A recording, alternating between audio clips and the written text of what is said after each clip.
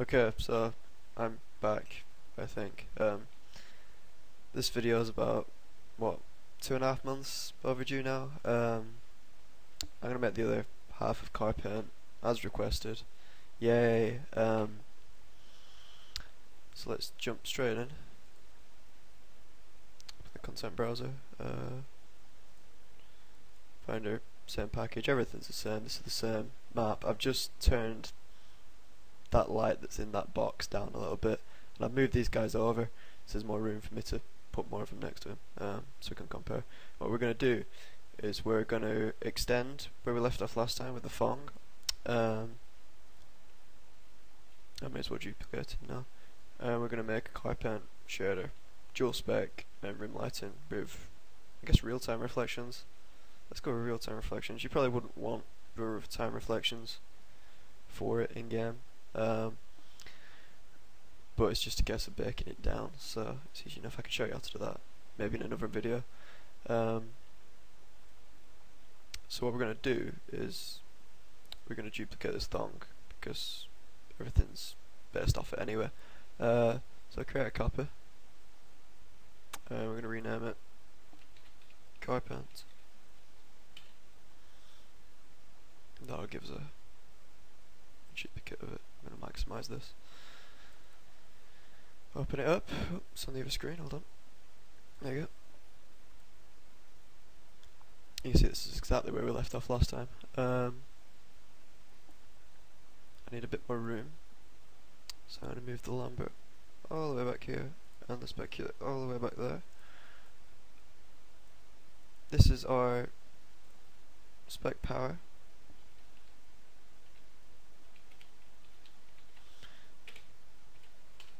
But Car Paint has 2 spec powers, so we need another one. It's easy enough to do, just Control W should. Okay, it's not gonna. I'm gonna have to manually select all these, then Control W, and that gives another one. Just need to rename this. Rename this one even. Spec power. Oh, spec to power 2. And this is really what sells, well, partially sells the Car Paint, is that it's got 2 specular roll-offs because of the primer and the metal underneath the paint. Light going through it will refract differently. So you need, effectively it's 2 Fongs stuck together. Now these are called the same thing, so we got spec color and spec color. I need to change one spec color too, so that it doesn't change both when I change one of them. And then we want to leave this near white because this is going to be our high power one. You should always have a higher intensity over a lower, softer one. Oh, and I need to change that as well to spec power 2, so it doesn't change both of them because these are parameters. They're linked in a way. They're not anymore because I changed the name. So we'll change that back to 20. Oh, someone's playing Diablo 3. And what we want to do now is we want to change the colour so we can see it. Let's change it to. I'm feeling blue today. Let's have a blue one. Actually, no. We'll leave it. Seeing that's yellow, we'll have it slightly orangey. It's really personal preference playing with colours. Come on. UDK really hurts my machine. So we've got 2 specs, and this here is our diffuse or albedo, whatever you want to call it. We'll just make a new comment for that. Diffuse. And like I probably said in the other video, you can use a map for your diffuse, and you can use maps for your spec powers as well. You just need to fiddle with it. It's a bit tricky. I used it on my milk float. It didn't really do what I wanted it to do, but it did at the same time. Right, so we've got a diffuse, we've got a 2 spec powers.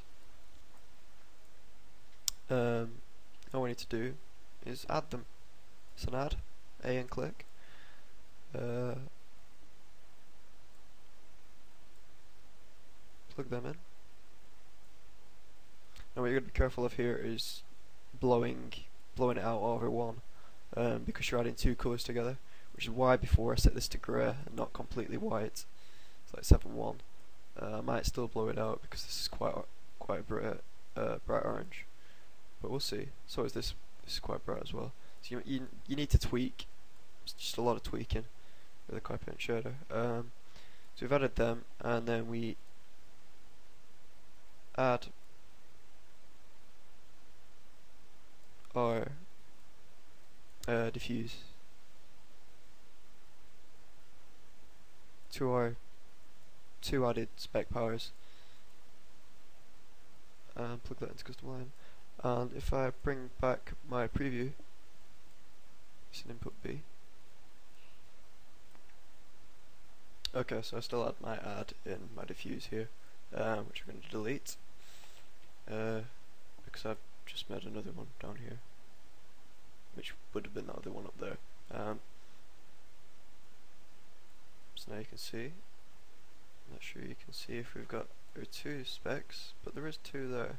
If I make them different colours, you'll be able to see them. Oh, autosave. There, see, we've got our orange diffuse, our spec power 1, which is blue there, and our middle one, which is white, which is spec power 2. You can see that working. You can set this back. You can see it is working. Maybe a bit brighter. No, I think that was good. Ooh, maybe. What I probably need to do is set this power a bit higher.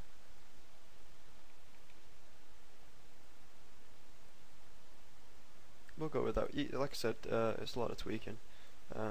We'll fit it with it later. So we've got a diffuse, got a spec powers.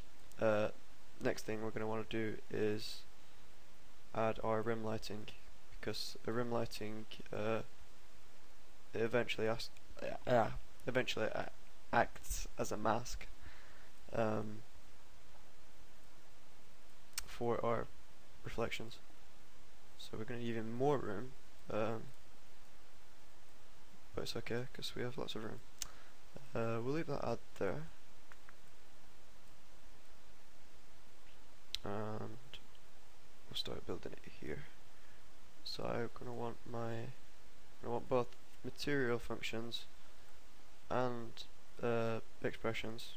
Expressions is the top one, functions is the bottom one. And rim lighting is basically a Fresnel. Now there is a Fresnel in expressions, but I've been using the function library one because it gives me more options. It allows me to plug my normal map in. So our normal vector is our normal map. Control W to copy.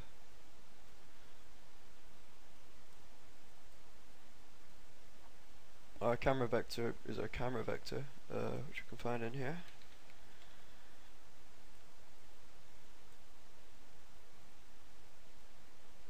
Camera vector. Invert Fresnel. Default value is false, which is what we want. We can plug a bool in there, but we want it to be false anyway. And then our power, we can plug a parameter in. So I'm going to use another Scala.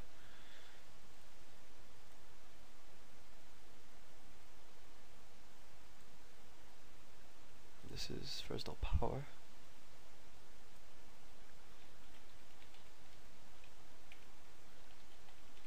I'm calling it a Fresnel. I don't know if it's a Fresnel or a Fresnel. Some people probably care. I'm not sure I do, so I'm going to call it a Fresnel. Anyway, feel free to slap me if I'm saying it wrong. I know some people say it one way or the other. So that's a Fresnel. Or a Fresnel. Now next thing we want to do is we want to be able to control this a bit more, because at the minute, if I just plug this in, if I get rid of our specular, we'll be able to see it. Oh, that's not what we want at all. Is that power still 0? It is, isn't it? Yeah. Okay, so if we set this to, I don't know, 2 or something, you can see around the edges we're getting it very white. And if you do look at Car Paint, and I have a picture of the Saab here, if you look at, it's not the greatest example, but if you look at where the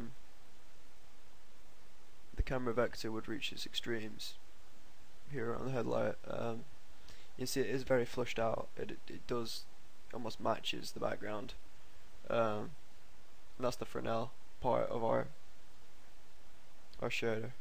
I'm just gonna blow it out. Like I said, it acts as a mask. I really can't say that. It acts as a mask. Oh, what's going on? Oh no.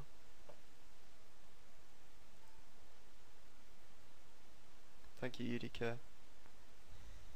Okay, UDK crashed, but I've rebuilt it. We're back. This is exactly where we left off, I think.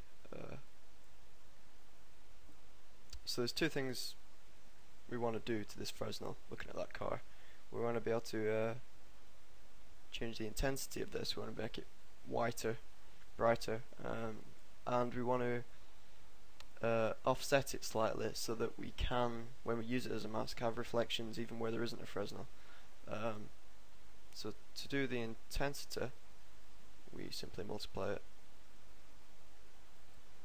which is M and click, by a scalar or a constant, whatever you want to use. I'm using a scalar so we can instance it later if we desire. So this is Fresnel intensity,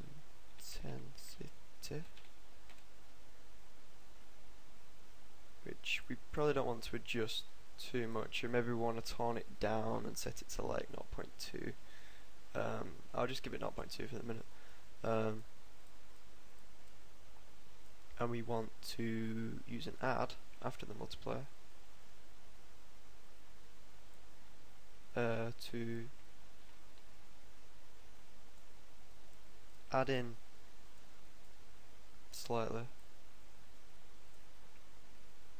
where we want the reflections even where there isn't a Fresnel. So this is offset, really,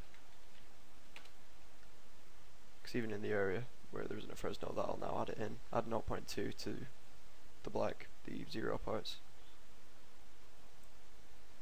So let's just, I'll show you. If I change this to 0,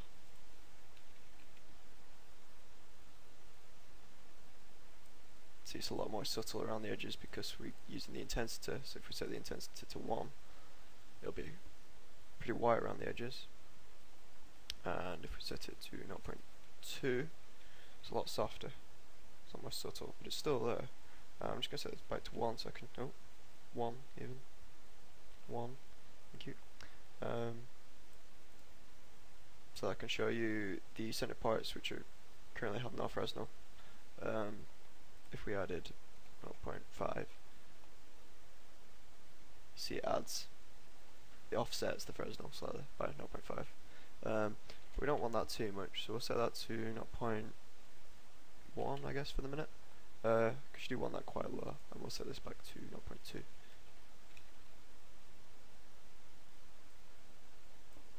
Maybe that even lower. Yeah, it'll become apparent in a minute when I make the reflection. But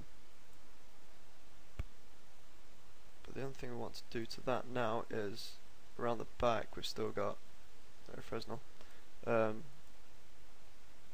So we multiply it by our Lambert, and I'll sort that out. I'll sort shadows working properly.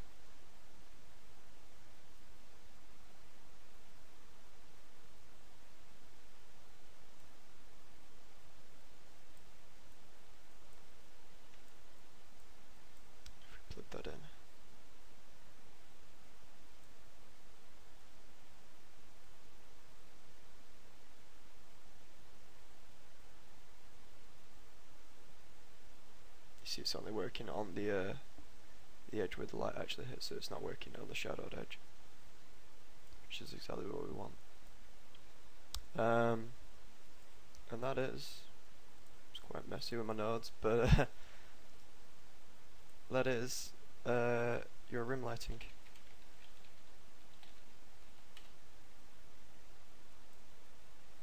And as I've already said many times, we're going to use that as a mask for our reflections.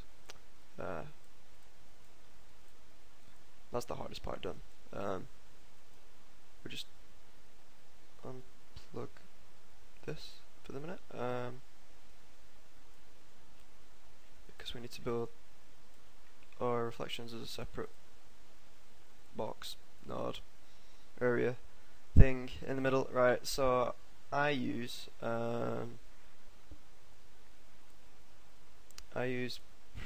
parameter cube,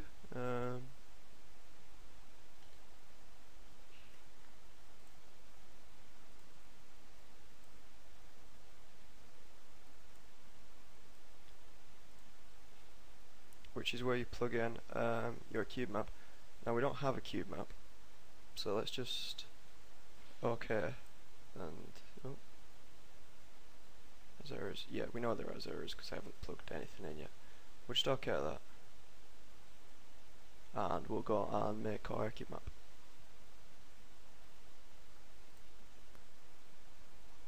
Okay, so to make a cube map, we go back into our world. We're going to sample our world to make a cube map. We don't have to do it this way. We could use like a pre-made one from somewhere else, but I'm going to do it this way. So there is somewhere in here, I think it's in uncategorized, yeah, a scene capture cube map actor, which is exactly what we want. This little ball, which should appear black for the minute. Normally what I do is I put it in the object that I'm sampling, you know, that I want to reflect. And then we need to go back into our package. I really want to move it onto the other screen, but I know you guys can't see that. And we need a new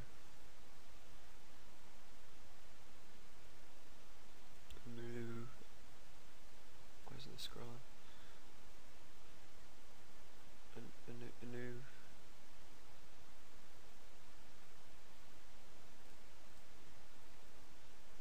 A new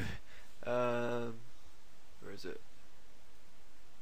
Texture range target cube, and I'm gonna bump this up a little bit to 512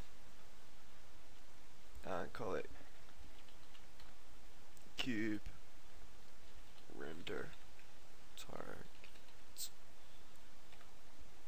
Okay, it's green. Close that, and what we do is we click on our actor, and we go to here which is capture, target, texture target, select our green cube thing, and click OK. Now this will be chromatic, reflecting our world.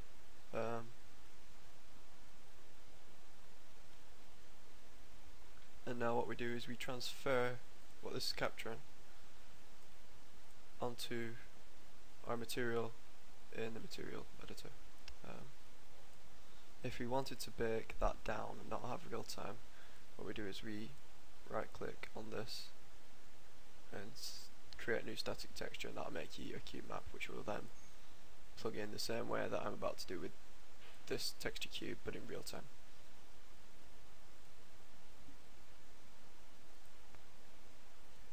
Okay, so back in the material editor, what we need to plug into this is our is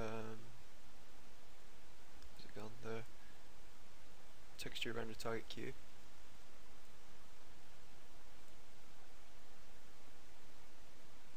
It's done it. It's not previewing anything, but it has done it. to our UVs is the important part, because we need to tell that we want to use our reflection vector. So it's the same setup as we had down here. I'll just rebuild it up here. We want our reflection vector. Where's it gone? Just a reflection vector, there. And our normals.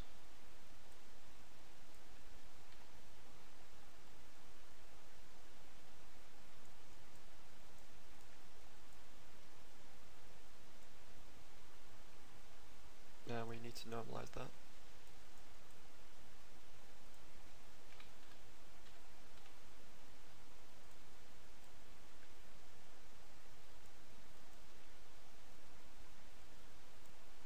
Right, now this is the important bit. If I was to plug that in and put it on the model now, reflections, they wouldn't line up to what you'd expect them to be. Like if I stood in front of the model, I'd be expecting to see myself back in the reflection. But as it stands, if I plug that in now, that wouldn't happen, and I'd be reflected on the back of the model. So what we need is a vector transform.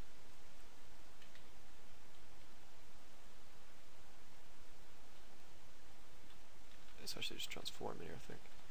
Yeah.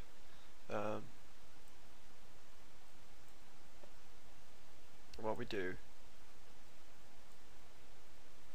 what that does is it tells us that we want our reflection vector to affect this in world space, which means that if we did stand in front, it would reflect us back at it.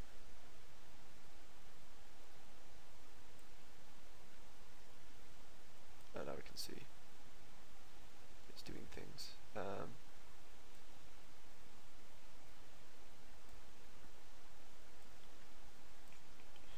Now, what we want to do is, if I was to put this on the model, but let's just do that. We want to, like I said before, we're using this as a mask, so we're going to multiply these two.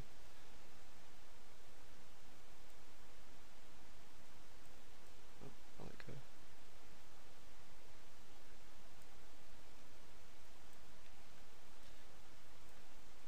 And then we add these together. That's our save. Add them together, so that's going to layer reflections over the top or underneath, whichever way you perceive it. Plug that into there.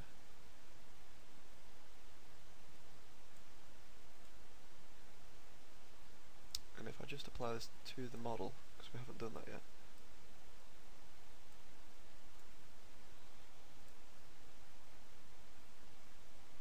Car Paint. See our reflections, they're a bit weak because everything's quite bright, but our reflections are exactly what they are. And if you do look at a car, you'll notice that only the really bright things reflect, and that, like trees and natural landscape, it reflects a lot darker. It's only really the sky that reflects brightly. To do that properly, what we need to do is we need to have a bit more control, a bit more contrast in our cube map, and to do that we simply power it.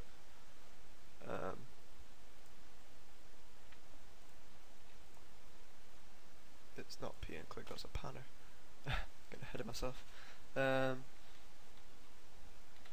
It's power. I think you can generate power by clicking something and clicking, but I can't remember what it is. It's been a while since it's been a UDK. So we want another scalar.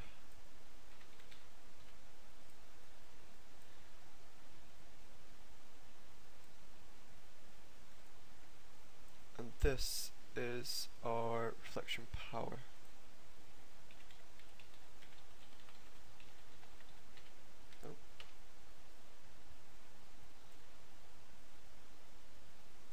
Which we can now plug into there. this isn't doing anything at the minute 'cause it's 0. But if you bump it up, you can see at the bottom here,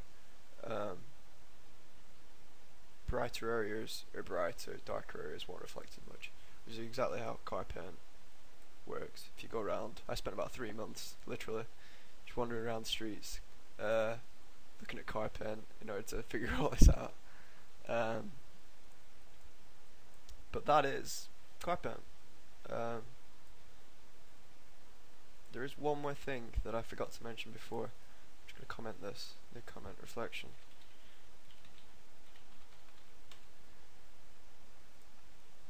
And that is to do with the cube map, and we might get better results out of it.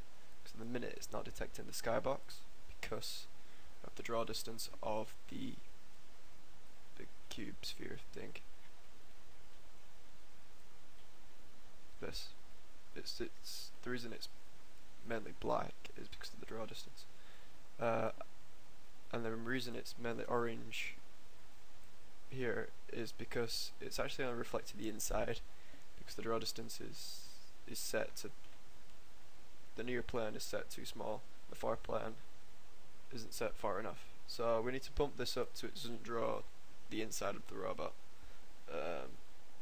Set that to 200, that might be enough. And then the far plane we want to get as maximum as we can, so I'm just going to hold 9 and there we are, and that's the maximum. You can see now it's drawing clouds on the sphere, and we're getting a lot better reflections out of it because of that. Now that is your basic Car Paint shader. Oh, better the heist. That is your basic Car Paint shader. You need to go and tweak it with a lot of things now. Your colours, your powers, your intensities. It's really hard to get the right balance between all of them, but just keep fiddling and you'll get there eventually. Main thing you want to play with is this offset, this intensity, and your power. You also might want to play with your colour of your spec power 1 in comparison to your diffuse, because you can do some really interesting things. You can get like an almost pearlescent look that way. But that is it. Also, you might want to hide this, or move it, or scale it down so you can't see it. But that is Car Paint. They probably look better on an actual car as well. It's worth noticing. And if there was more of an environment, you'd get better results. But that's a shader. I've currently run out of things to make shader wise. I was only really planning to do up to here, but if anyone wants to request shaders, keep me on my toes, maybe do a bit of research, that'd be awesome, because I don't know what to make. So if you do want more tutorials and you've got something that you'd want to see how I'd do it, it might not be the right way, but how I'd do it, let me know and I'll try and do them, because yeah, I like shaders. So thank you for watching, and this has been Car Paint.